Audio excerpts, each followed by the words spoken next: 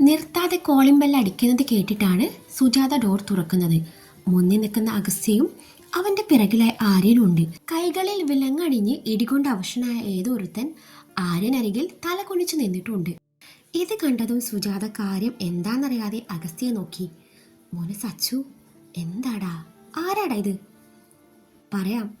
അതിനു മുൻപേ അമ്മ, അയാളില്ലേ, ആ അശോക് മേനോൻ, അയാളെ വിളിക്ക്. സച്ചു, എന്താ നീ ഇങ്ങനെയൊക്കെ സംസാരിക്കുന്നേ? നിന്റെ അച്ഛനല്ലേ? സുജാത അഗസ്ത്യയെ ശാസിച്ചു. അച്ഛൻ? അത്രയും പറഞ്ഞ അഗസ്ത്യ ആ ക്രിമിനലിന്റെ കോളറിൽ കുത്തിപ്പിടിച്ചു അകത്തേക്ക് നടന്നു. അപ്പോഴേക്കും അച്ചമ്മയും അപ്പച്ചിയും അഖിലും വിയയും ഒക്കെയും ഇറങ്ങി വന്നു. എന്താ സച്ചു ഇത്? കുറ്റവാളിയുമായി ഈ നേരത്തെ എന്താ ഇവിടെ കാര്യം? രുക്മണി അല്പം കടുപ്പിച്ച് ചോദിച്ചു. അതൊക്കെ പറയാന്നേ. അച്ചമ്മ ആദ്യം മകനെ എങ്ങ് വിളിക്ക്. ഇന്ദ്രപ്രസ്ഥത്തിൽ അശോക് മേനോനെ. സച്ചു, നിനക്കിത്തിരി കൂടുന്നുണ്ട്, അച്ഛൻ അവനെ ശാസിച്ചു. അപ്പോഴേക്കും അശോക് ഇറങ്ങി വന്നു. എന്താ എന്താ ഇവിടെ ഒരു ബഹളം? അതും ചോദിച്ചുകൊണ്ട് സ്റ്റയർ ഇറങ്ങി വന്ന അശോക് അഗസ്ത്യക്ക് നേരെ തിരിഞ്ഞു. കാര്യം എന്താണെന്ന് അറിയില്ല പോലും. ഇതാരാണെന്ന് നിങ്ങൾക്കറിയോ? ആ ക്രിമിനലിനെ അശോകിന് നേരെ നിർത്തിക്കൊണ്ട് അഗസ്ത്യ ചോദിച്ചു. ഇല്ല, എനിക്കറിയില്ല. അയാളെ കണ്ടതും ഒരു നിമിഷം അശോകിന്റെ മുഖം ചുളുങ്ങിയെങ്കിലും അത് പ്രകടിപ്പിക്കാതെ അശോക് ഇല്ലെന്ന് പറഞ്ഞു. അറിയില്ലല്ലേ? ശരി, വിട്ടേക്ക്. എന്നാലേ മറ്റൊരു കാര്യം കൂടി എനിക്കറിയണം. കുറച്ച് മണിക്കൂറുകൾക്ക് മുൻപ് നിങ്ങൾ ഞാൻ താമസിക്കുന്ന ഫ്ലാറ്റിൽ പോയിരുന്നു. ഓഹോ, ഇത്ര പെട്ടെന്ന് അവൾ ഇത് നിന്റെ കാതിലെത്തിച്ചു അല്ലേ? എന്നാ കേട്ടോ, പോയിരുന്നു. തെല്ലും ഭാവമാറ്റമില്ലാതെ അശോക് പറഞ്ഞു. എന്ന് പറ, എന്തിനാണ് നിങ്ങൾ അവിടെ പോയത്? നീ എന്താ എന്നെ ചോദ്യം ചെയ്യുകയാണോ? സച്ചു, നിന്റെ പോലീസ് മുറയ്ക്ക് ഈ വീട്ടിന് വെളിയിൽ മതി, അശോക് അല്പം കടുപ്പിച്ച് പറഞ്ഞു. അഗസ്ത്യാണെങ്കിൽ അതിന് മറുപടിയൊന്നും പറയാതെ തൻ്റെ ചോദ്യത്തിൽ ഉറച്ചു നിന്നു. നീ എന്താ ചോദിച്ചത്? ഞാൻ നിന്റെ ഫ്ലാറ്റിൽ പോയത് എന്തിനാണെന്നല്ലേ? എന്നാ കേട്ടോ, നിങ്ങൾ ആ കുഞ്ഞിനെ ദത്തെടുക്കരുതെന്ന് പറയാൻ. അത് പറയാനാണ് ഞാൻ അവിടെ പോയത്. അത് പറയാൻ വേണ്ടി മാത്രമാണോ നിങ്ങൾ അവിടെ പോയത്? അഗസ്ത്യയുടെ ഈ ചോദ്യത്തിന് മുന്നിൽ അശോക് ചെറുതായി ഒന്ന് പതറി. അശോക് മറുപടിയൊന്നും പറഞ്ഞതുമില്ല. അല്ല, അതിനു വേണ്ടി മാത്രമല്ല, എൻ്റെ ഭാര്യയ്ക്ക് വിലയിടാൻ വേണ്ടി കൂടിയാ നിങ്ങൾ അവിടെ പോയത്. എൻ്റെ ജീവിതത്തിൽ നിന്നും അവൾ ആ കുഞ്ഞുമായി ഒഴിഞ്ഞു പോകണമെന്ന് പറയാൻ പകരം ലക്ഷങ്ങൾ തരാമെന്ന്. അവൾ പറ്റില്ലെന്ന് പറഞ്ഞപ്പോൾ ഭീഷണിയും. നിങ്ങളെ വിചാരിച്ച എന്നെയും അവളെയും പിരിക്കാൻ പറ്റൂന്ന് പറയുക മാത്രമല്ല, പ്രവർത്തിക്കുക കൂടി ചെയ്തു. അതാണിവൻ. അഗസ്ത്യ ഫ്ലാറ്റിൽ നടന്ന കാര്യങ്ങളൊക്കെയും അവിടെ എല്ലാവരോടായി തുറന്നു പറഞ്ഞു. ആ ഒരു നിമിഷം അശോക് അടക്കം എല്ലാവരും നടുങ്ങിയിരുന്നു. ഇപ്പം എല്ലാവർക്കും മനസ്സിലായി കാണുമല്ലോ ഇയാൾ ആരാണെന്ന്. അഗസ്ത്യ ക്രിമിനലിനെ മുന്നിൽ നിർത്തിക്കൊണ്ട് ചോദിച്ചു. എൻ്റെ അച്ഛൻ ഇന്ദ്രപ്രസ്ഥത്തിൽ അശോക് മേനോൻ എൻ്റെ ഭാര്യയുടെ മുറിയിലേക്ക് പറഞ്ഞു വിട്ടതാണ് ഈ തേർഡ് റൈറ്റ് പുന്നാര മോനെ, റോസ്കൽ. അഗസ്ത്യക്ക് കലി അടക്കാനായില്ല. അവൻ ആ ക്രിമിനലിൻ്റെ കരണം നോക്കി ഒന്ന് കൊടുത്തു. ഇയാൾ അങ്ങനെ ചെയ്തത് എന്തിനാണെന്നറിയോ? ഞാൻ അവളെ സംശയിക്കാൻ. ഇതല്ല ഇതിനപ്പുറം സംഭവിച്ചാലും ഞാൻ ഇവളെ സംശയിക്കില്ല മിസ്റ്റർ അശോക് മേനോൻ. കാരണം അവളിൻ്റെ ഇവിടെയാ ഉള്ളത്. അഗസ്ത്യ തൻ്റെ നെഞ്ചിൽ കൈവച്ചുകൊണ്ടാണ് പറഞ്ഞത്. ഇതേ നിമിഷം അശോക് ഇതൊക്കെയും കേട്ട് തറഞ്ഞു നിൽക്കുകയാണ്. എന്താ, നിങ്ങൾക്കിപ്പോൾ ഒന്നും പറയാനില്ലേ? അഗസ്ത്യ അശോകിന് നേരെ തിരിഞ്ഞുകൊണ്ട് ചോദിച്ചു. എടാ മോനെ, ഞാൻ എൻ്റെ ഫ്ലാറ്റിൽ പോയി എന്നതും ദിശയെ കണ്ട് സംസാരിച്ചു എന്നതും സത്യമാണ്. പക്ഷെ നീ പറഞ്ഞതുപോലെ ഞാനല്ല ഇവരെ പറഞ്ഞു വിട്ടത്. സത്യമായിട്ടും ഞാനല്ലടാ. വേണമെന്നേ ഇവരോട് ചോദിച്ചു നോക്കൂ. അശോക് പറയുന്നത് കേട്ടതും അഗസ്ത്യ പുച്ഛത്തോടെ അശോകിനെ നോക്കി. ശേഷം ആ ക്രിമിനലിനെ നേരെ തിരിഞ്ഞു. ഇയാളല്ലേ നിന്നെ പറഞ്ഞു വിട്ടത്? അഗസ്ത്യ എല്ലാവരും കേൾക്കാൻ പാകത്തിൽ ആ ക്രിമിനലിനോട് ചോദിച്ചു. അതെ, ഇയാൾ തന്നെയാ എന്നെ ഇക്കാര്യം ഏൽപ്പിച്ചത്. അതിന് ഇയാൾ എനിക്ക് പണം തരികയും ചെയ്തിരുന്നു. അതിൻ്റെ വീഡിയോ എൻ്റെ കയ്യിലുണ്ട്. അതും പറഞ്ഞ ആ ക്രിമിനൽ തൻ്റെ പോക്കറ്റിൽ നിന്നും ഫോൺ എടുത്തൊരു വീഡിയോ പ്ലേ ചെയ്തു. ശേഷം അത് അഗസ്ത്യക്ക് നേരെ കാട്ടിക്കൊടുത്തു. അഗസ്ത്യ ഫോണിലേക്ക് ശ്രദ്ധ പതിപ്പിച്ചു. അശോക് ഈ ക്രിമിനലിന് പണം ഏൽപ്പിക്കുന്നത് കൃത്യമായി വീഡിയോയിൽ കാണാമായിരുന്നു. ആ ദൃശ്യം കണ്ടതും അന്നേരം അശോകിന്റെ നോട്ടം ചെന്നെത്തിയത് രേണുവിലും. അശോക് രേണുവിനെ ദഹിപ്പിച്ചു നോക്കി. അശോകിന്റെ ആ നോട്ടം താങ്ങാനാവാതെ രേണു രുക്മിണിയുടെ ഇടയിലേക്ക് മറഞ്ഞു നിന്നു. വീട് പണി നടക്കുകയാണെന്നും വർക്ക് ഏൽപ്പിച്ചിരിക്കുന്നത് കോൺട്രാക്ടറായ ഇയാളെയാണെന്നും തനിക്കിപ്പോൾ കുറച്ച് പണം അത്യാവശ്യമാണെന്നും പറഞ്ഞാണ് രേണു ഈ ക്രിമിനലുമായി അശോകിനെ കാണാൻ ചെല്ലുന്നത്. അന്നേരം സഹോദരിയുടെ വീട് പണി നടക്കട്ടെ എന്ന് കരുതിയ അശോക് രേണുവിൻ്റെ സാന്നിധ്യത്തിൽ അയാൾക്ക് പണം നൽകിയതാണ് ഇപ്പോൾ മറ്റൊരു രീതിയിൽ വളച്ചൊടിച്ചതെന്ന് അശോക് മനസ്സിലാക്കി. അതിൻ്റെ കൂടെ ദിശയെ കണ്ടു. അങ്ങനെയൊക്കെ സംസാരിച്ചതൊക്കെ രേണുവിൻ്റെ ബുദ്ധിയിൽ ഉദിച്ചതായിരുന്നു. കുഞ്ഞിനെ വേണമെങ്കിൽ അഗസ്ത്യയെ വിട്ടുപോകണമെന്നും പറഞ്ഞ് ദിശയെ ഭീഷണിപ്പെടുത്തിയ അവൾ ഉറപ്പായും അഗസ്ത്യയോടുള്ള സ്നേഹത്തിന്റെ പുറത്ത് ആ കുഞ്ഞിനെ വേണ്ടെന്ന് വെക്കുമെന്നും പറഞ്ഞു രേണു അശോകിനെ ദിശയുടെ അരികിലേക്ക് പറഞ്ഞു വിട്ടതാണ്. അല്ലാതെ ദിശയോട് അശോകന് ഒരു ദേഷ്യവുമില്ലായിരുന്നു. അവളോട് കയർത്ത് സംസാരിച്ചത് പോലും രേണു പറഞ്ഞിട്ടാണ്. രേണു ഒന്നും അറിയാത്ത ഭാവത്തിൽ രുക്മിണിയോട് ഒട്ടിച്ചേർന്ന് നിന്നു. എന്താ നിങ്ങളൊന്നും മിണ്ടാത്തെ? ഇയാള് പറഞ്ഞതൊക്കെ കേട്ടല്ലോ. ഇനി എന്താ നിങ്ങൾക്ക് പറയാനുള്ളത്? അച്ഛന്റെ മൗനം അഗസ്ത്യയെ ചൊടിപ്പിച്ചു. എടാ മോനെ സച്ചു, ശരിക്കും അച്ഛൻ എന്തിനാണ് അവിടെ പോയതെന്ന് വെച്ചാലേ മോൻ വിചാരിക്കും പോലെ ഒന്നുമല്ല. സത്യത്തിലേക്ക് ദിശ മോളോട് ദേഷ്യമൊന്നുമില്ല. നിങ്ങൾ സന്തോഷത്തോടെ ജീവിക്കണം എന്ന് തന്നെയാണ് ഞാനും ആഗ്രഹിക്കുന്നത്. അതിന് ആ കുഞ്ഞ് തടസ്സമാവരുതെന്ന് ഞാൻ കരുതി. അശോക് തന്റെ ഭാഗം വ്യക്തമാക്കാൻ ശ്രമിച്ചു. മതി നിർത്ത്. ഇനിയും നിങ്ങൾ സ്വയം ന്യായീകരിച്ച് മെഴുകണമെന്നില്ല മോനെ. ഞാൻ പറയുന്നതൊന്ന് വിശ്വസിക്ക്. ബാക്കിയൊക്കെയും ഞാൻ സമ്മതിക്കാം. പക്ഷെ ഇത് വേണ്ട. എനിക്ക് നിങ്ങൾ തീരെ വിശ്വാസമില്ല. ആ വിശ്വാസം ഇന്നല്ല എന്നേ നഷ്ടപ്പെട്ടതാ. എങ്ങോട്ടോ മിഴികൾ ഊന്നിക്കൊണ്ടായിരുന്നു അഗസ്ത്യ അത് പറഞ്ഞത്. സച്ചു, കുറെ നേരായി നീ അച്ഛനെ എതിർത്ത് സംസാരിക്കുന്നു. ഇദ്ദേഹം നിന്റെ അച്ഛനാണ്, അത് നീ മറക്കരുത്. രംഗം വഷളാവെന്ന് തോന്നിയതും സുജാത ഇടപെട്ടു. എൻ്റെ അമ്മ ഇത്ര പാവമായി പോയല്ലോ. അമ്മ അച്ഛനെങ്ങനെ കണ്ണുടച്ച് വിശ്വസിച്ചോ? എൻ്റെ അമ്മേ, അച്ഛനമ്മയെ ചതിക്കുകയായിരുന്നു, ഇപ്പോഴും ചതിച്ചുകൊണ്ടിരിക്കുന്നു. അഗസ്ത്യ പറഞ്ഞു തീരും മുൻപേ സുജാതയുടെ കൈകൾ അഗസ്ത്യയുടെ കവിളിൽ അമർന്നിരുന്നു. ആ ഒരു നിമിഷം എല്ലാവരും നിശബ്ദരായി. അഗസ്ത്യ ചുവന്ന് കലങ്ങിയ കണ്ണുകളോടെ തൻ്റെ കവിളിൽ കൈവച്ചുകൊണ്ട് അമ്മയെ നോക്കി. ആ നിമിഷം സുജാത കത്തുന്ന മിഴികളോട് അഗസ്ത്യക്ക് നേരെ നോട്ടം പായിച്ചതും അഗസ്ത്യ നിറയാൻ വെമ്പുന്ന മിഴികളെ ശാസിച്ചു നിർത്തി തൻ്റെ അമ്മയ്ക്ക് പുഞ്ചിരിയാണ് നൽകിയത്. എത്ര വലിയ പോലീസ് ഓഫീസറാണെന്ന് പറഞ്ഞാലും ആ നിമിഷം അവൻ വെറും ഒരു സാധാരണക്കാരനായ മകൻ മാത്രമായിരുന്നു. അപ്പോഴേക്കും അഖിൽ ഇരുവരുടെയും അരികിലേക്ക് വന്നു. അമ്മ എന്തായി കാണിച്ചേ? അടിക്കാൻ മാത്രം അവനെന്താ കൊച്ചു കുഞ്ഞാണെന്നാണോ അമ്മ കരുതിയിരിക്കുന്നത്? അല്പം കടുപ്പിച്ച് അഖിൽ അമ്മയോട് പറഞ്ഞു. അന്നേരം അഗസ്ത്യ അഖിലിനെ തടഞ്ഞു. വേണ്ടാക്കി, അമ്മ തല്ലിയതിൽ എനിക്ക് വിഷമമൊന്നുമില്ല. ആദ്യമായിട്ടാ നമ്മുടെ അമ്മ എന്നെ അടിക്കുന്നേ. അതിൻ്റെ ആവും ചെറിയൊരു സങ്കടം, അത്രേ ഉള്ളൂ. എനിക്ക് എൻ്റെ അമ്മയെ ഒരുപാട് ഇഷ്ടമാണ്, ഇപ്പോഴും ഇഷ്ടമാണ്. അമ്മ എന്നെ അടിച്ചു എന്ന് കരുതി അമ്മയോടുള്ള സ്നേഹം കുറയാനൊന്നും പോണില്ല. ആ സ്നേഹത്തിൻ്റെ പുറത്താണ് ഞാൻ ഓരോന്നും പറഞ്ഞതും പ്രവർത്തിച്ചതും. അന്നേരം സുജാതയുടെ കണ്ണുകൾ നിറയാൻ തുടങ്ങി. മോനെ, ഞാൻ അന്നേരത്തെ ദേഷ്യത്തിന് നിനക്ക് നൊന്തൂടാ? സുജാത അഗസ്ത്യയുടെ കവൾ തലോടിക്കൊണ്ട് ചോദിച്ചു. എനിക്കൊരു കുഴപ്പമില്ല. എൻ്റെ അമ്മ ഇത്രയും പാവമായി പോയല്ലോ. അമ്മ ഇപ്പോഴും അച്ഛൻ അഗാധമായി വിശ്വസിക്കുന്നുവല്ലോ എന്നോർക്കുമ്പോൾ എനിക്ക് അമ്മയോട് സഹതാപമാണ് തോന്നുന്നത്. ഞാൻ പോവാണ്. ഇനി ഇങ്ങോട്ടൊരു മടങ്ങി വരവോ ഉണ്ടോ എന്ന കാര്യത്തിൽ സംശയമാണ്. നിങ്ങൾക്കും എൻ്റെ ഭാര്യ അംഗീകരിക്കാൻ ബുദ്ധിമുട്ടാണെന്നല്ല പറഞ്ഞേ, പിന്നെന്തിന് ഞാൻ മാത്രമായി ഇങ്ങോട്ട് വരണം? ഇനി എല്ലാവരോടായി ഒരു കാര്യം പറയാം.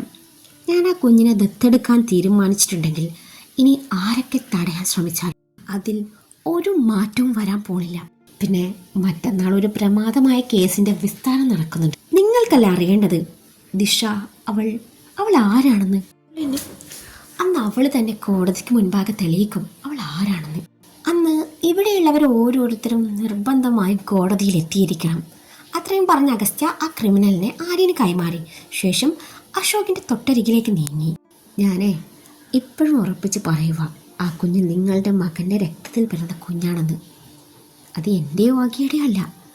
അത്രമാത്രം പറഞ്ഞ് അശോകിന് നേരെ കത്തുന്ന നോട്ടം നൽകി ഒന്ന് തിരിഞ്ഞു നോക്കുക പോലും ചെയ്യാതെ അഗസ്ത്യ പുറത്തേക്ക് ഇറങ്ങി നടക്കുമ്പോൾ അഖിൽ അവൻ്റെ അരികിലേക്ക് വന്നു. അഖിൽ അഗസ്ത്യയുടെ തോളിൽ കൈവച്ചതും അഗസ്ത്യ അഖിലിനൊരു പുഞ്ചിരി സമ്മാനിച്ചു അവിടെ നിന്ന് നടന്നു നീങ്ങി. അഗസ്ത്യ പോകുന്നത് വേദനയോടെ നോക്കി നിൽക്കാനേ സുജാതക്കായുള്ളൂ. അലാമിൻ്റെ ശബ്ദം കേട്ടിട്ടാണ് ദിശ ഉറക്കമുണരുന്നത്. അലാം ഓഫ് ചെയ്ത് ഫ്രഷായി മുറിയിൽ നിന്ന് പുറത്തിറങ്ങിയപ്പോഴാണ് ലിവിംഗ് റൂമിലെ സെറ്റിൽ കിടന്നുറങ്ങുന്ന അഗസ്ത്യ അവൾ കാണുന്നത്. ദിശ അവൻ്റെ അരികിലേക്ക് നടന്നു. അവനരികിൽ ചെന്ന് കുനിഞ്ഞുകൊണ്ട് അവൻ്റെ മുടികളിലൂടെ വിരലോടിച്ചതും അടുത്ത നിമിഷം അവൻ അവളെ തൻ്റെ നെഞ്ചിലേക്ക് വലിച്ചിട്ടിരുന്നു. പെട്ടെന്നുള്ള അവൻ്റെ ഈ പ്രവൃത്തിയിൽ ഒരു നിമിഷം അവൾ ചെറുതായി ഭയന്നു പോയിരുന്നു.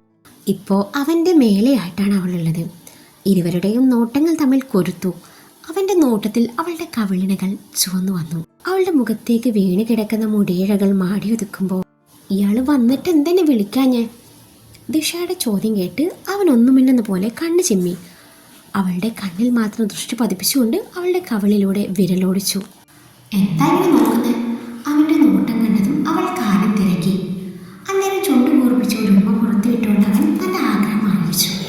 കാര്യം മനസ്സിലായ ദിഷയുടെ കണ്ണുകൾ ചെന്നെത്തിയത് തൊട്ടരികിലെ മുറിയിലേക്കും. സച്ചുവേട്ടാ, എന്തായി കാണിക്കുന്നേ? അവന്മാരാ മുറിയിലുണ്ട്. അതിന് എനിക്കെന്താ? ഞാൻ കിസ് ചോദിച്ചതേ എൻ്റെ ഭാര്യയോടാ, അല്ലാതെ അവന്മാരുടെ ഭാര്യയോടല്ലല്ലോ. ഈ സച്ചുവേട്ടൻ്റെ ഒരു കാര്യം, അതും പറഞ്ഞ് അവൾ അവൻ്റെ അതിരങ്ങളിലേക്ക് ആഴ്ന്നിറങ്ങി. ഇരുവരും ചുംബനം ഒരുപോലെ ആസ്വദിക്കുന്ന വേളയിലാണ് തൊട്ടരികിലെ മുറിയുടെ ഡോറും തുറന്ന് ഷിബുവും സനലും പുറത്തു വരുന്നത്. സെറ്റിയിലെ ചുംബന രംഗം കണ്ടതും രണ്ടിൻ്റെയും കിളികളെ മൊത്തം പറന്നുപോയി. സ്വബോധത്തിലേക്ക് തിരിച്ചു വന്ന സനൽ ഷിബുവിൻ്റെ കണ്ണു പൊത്തി പിടിച്ചതും അവൻ ആ നിമിഷം എടാ ഞാൻ ശരിക്കൊന്ന് കാണട്ടെന്നേ എന്നും പറഞ്ഞു സനലിൻ്റെ കൈ എടുത്തു മാറ്റി സീൻ പിടുത്തം തുടർന്നു. അന്നേരം സനൽ അവൻ്റെ വാ പൊത്തിപ്പിടിച്ചു മുറിയിലേക്ക് ഉന്തിത്തള്ളിവിട്ട് ഡോറടച്ച് ലോക്കിട്ടതും ഷിബു അവനെ കൂർപ്പിച്ചു നോക്കി. എടാ, ഇതുപോലൊരു ഫ്രഞ്ച് സീൻ ഞാനേ സിനിമയിലൊക്കെയും കണ്ടിട്ടുള്ളൂ. അത് നേരിട്ട് കാണാനുള്ള അവസരം കിട്ടിയപ്പോൾ അവനത് നശിപ്പിച്ചു. ബ്ലഡി ഗ്രാമവാസി. ഷിബുവിൻ്റെ പറച്ചിൽ കേട്ട് സനൽ പിള്ളയെടുത്ത് അവനെ എറിഞ്ഞു. ഇതേ സമയം തൊട്ടരികിലെ മുറിയുടെ ഡോർ അടയുന്ന ശബ്ദം കേട്ടിട്ടാണ് ഇരുവരും പരസ്പരം അതരങ്ങൾ മോചിപ്പിച്ചു അടർന്നു മാറുന്നത്. ദിശ അവനിൽ നിന്നും അടർന്നു മാറി ചുറ്റും കണ്ണോടിച്ചു. അതേ നിമിഷം അഗസ്ത്യ തള്ള വിരലിനാൽ തൻ്റെ കീഴ്ച്ചുണ്ട് അമർത്തി തുടച്ചു. അവളെ തന്നെ നോക്കിക്കിടപ്പാണ്. അവനിലെ ആ നോട്ടം അവളുടെ മുഖം ഒന്നുകൂടി ചുവന്നു തൊടുത്തു. അവനിൽ നിന്നും നോട്ടം മാറ്റി അവൾ അടുക്കളയിലോട്ട് നടന്നു. അതിനിടയിൽ അവൾ തിരിഞ്ഞു നോക്കുമ്പോൾ അവരതുപോലെ തന്നെ അവളെ നോക്കിക്കിടക്കുകയായിരുന്നു. അത് കണ്ടതും അവളുടെ ചുണ്ടിൽ ഒരിളം പുഞ്ചിരി വിരിഞ്ഞു. 2 ദിവസത്തിന് ശേഷം ഇന്നാണ് രോഹിത് മർഡർ കേസിൻ്റെ വിസ്താരം നടക്കുന്നത്. രോഹിത്തിൻ്റെ അച്ഛൻ നൽകിയ പരാതിയിൽ പബ്ലിക് പ്രോസിക്യൂട്ടർ മുകുന്ദ മേനോനാണ് കേസ് വാദിക്കുന്നത്.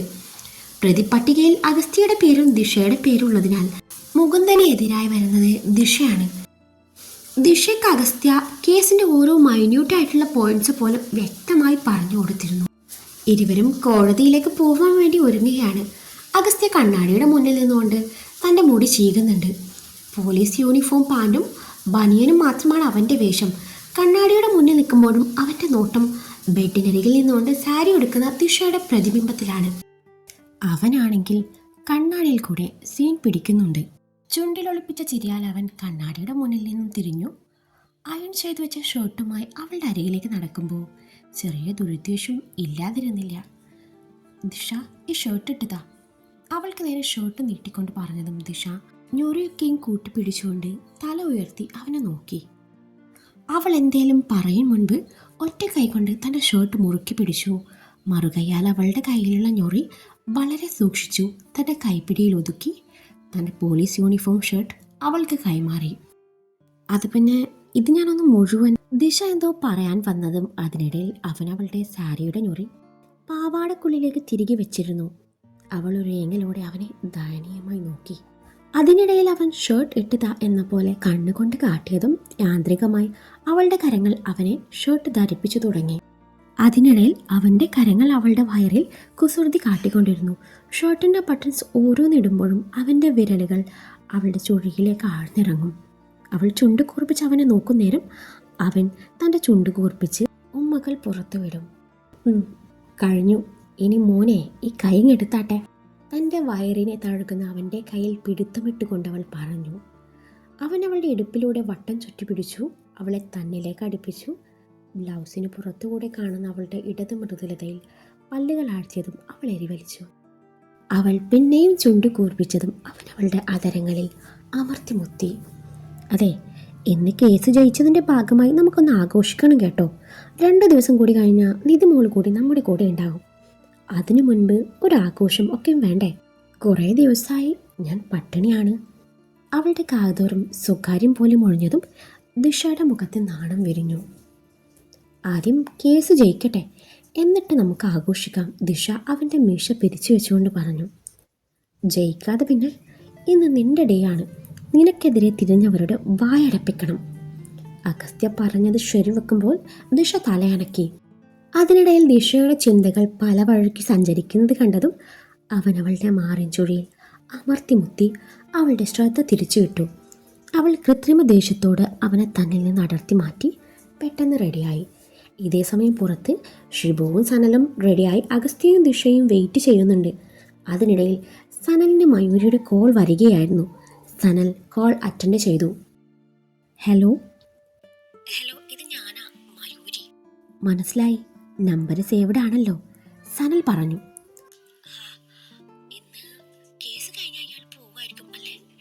പിന്നെ പോവാതെ ഇവിടെ ഇപ്പൊ എനിക്ക് ആരാ ഉള്ളേ?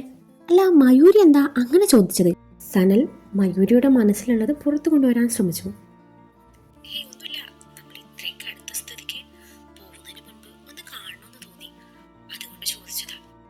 മയൂരി പറഞ്ഞു. ഇത്രയൊക്കെ അടുത്ത സ്ഥിതിക്കോ? എത്രയൊക്കെ അടുത്ത സ്ഥിതിക്ക്? അതിന് മാത്രമൊക്കെയും നമ്മൾ അടുത്തോ? സനൽ മയൂരിയിട്ട് വട്ടം കറക്കാൻ തുടങ്ങി. മയൂരിക്ക് എന്ത് പറയണം എന്നറിയാതെയായി. എന്താടോ, തനിക്ക് എന്നോട് എന്തെങ്കിലും പറയാനുണ്ടോ?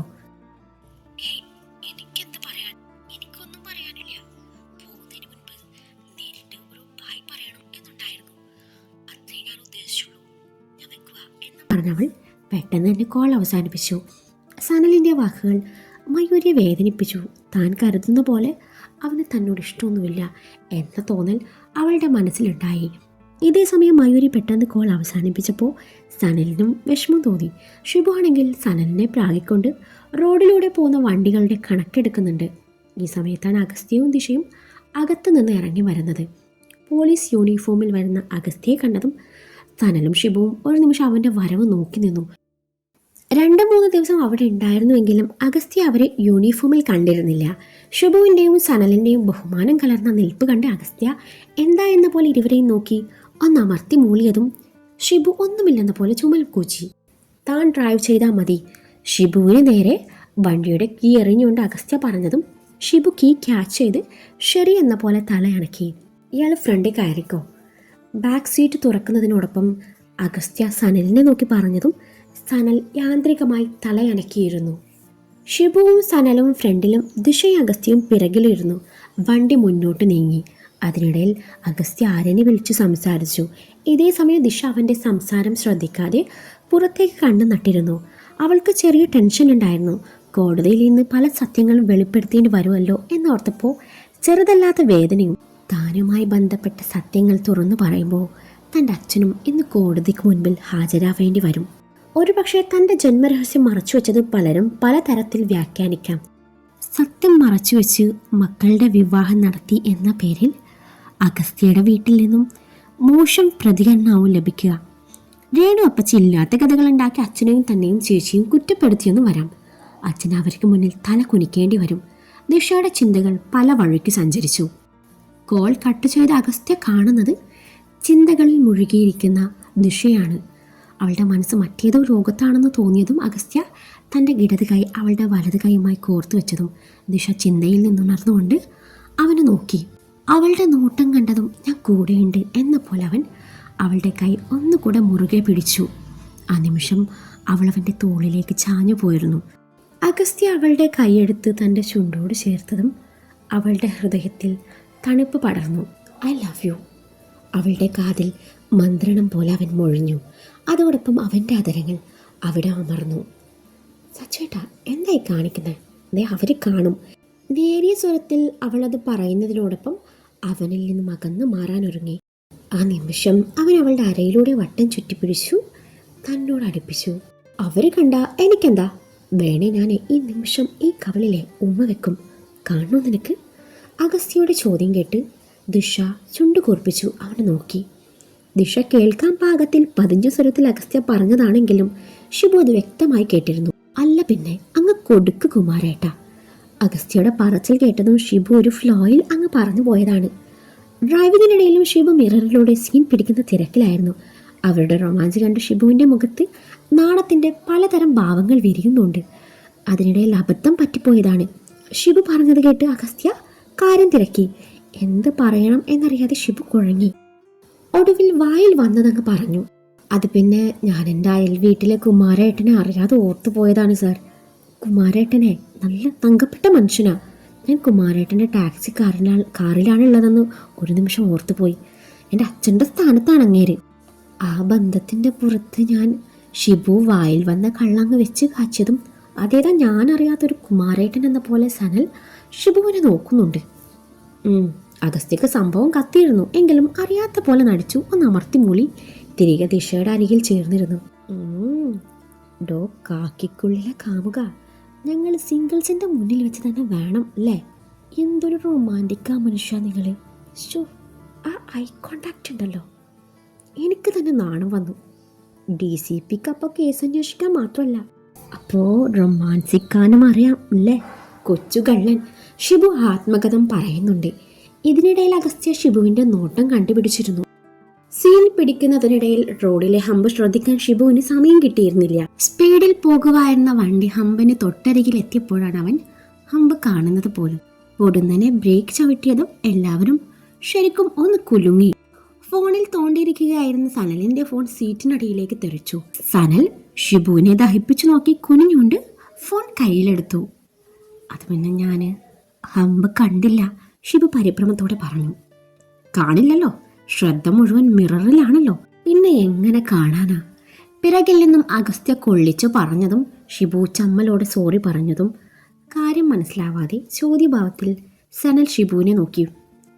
എടാ, നിനക്ക ഫോണിൽ കുത്തുന്ന നേരത്തെ ആ റോഡിലോട്ട് നോക്കി ഹമ്പുണ്ടെന്ന് പറയാൻ മേലായിരുന്നോ? അല്ലെങ്കിൽ എവിടെ പോകുമ്പോഴും ഡോറക്ക് വഴി പറഞ്ഞു കൊടുക്കും പോലെ ഹമ്പും വളവും തിരിവും കുണ്ടും കുഴിയും ഒക്കെയും എടുത്തെടുത്ത് പറയുമല്ലോ. ഷിബു സനലിനെ നോക്കി കണ്ണുരുട്ടിക്കൊണ്ട് പറഞ്ഞു. റോഡിലൂടെ പോണ പെൺകുട്ടികളുടെ അറ്റൻഷൻ കിട്ടാനുള്ള നിന്റെ ആ പ്രയാണം കണ്ട് ഞാൻ പറഞ്ഞു പോകുന്നതാ. സനൽ തിരികെ ഷിബുവിനെ നോക്കി കണ്ണുരുട്ടി. വഴിയിൽ കണ്ട ഏതോ പെണ്ണിനോട് ഇഷ്ടം പറയാൻ വേണ്ടി ട്രെയിനും പിടിച്ച് ഇത്രയും ദൂരം വന്ന നിന്റെ ആ പ്രയാണം ആ കുട്ടി കണ്ടാൽ മതിയായിരുന്നു.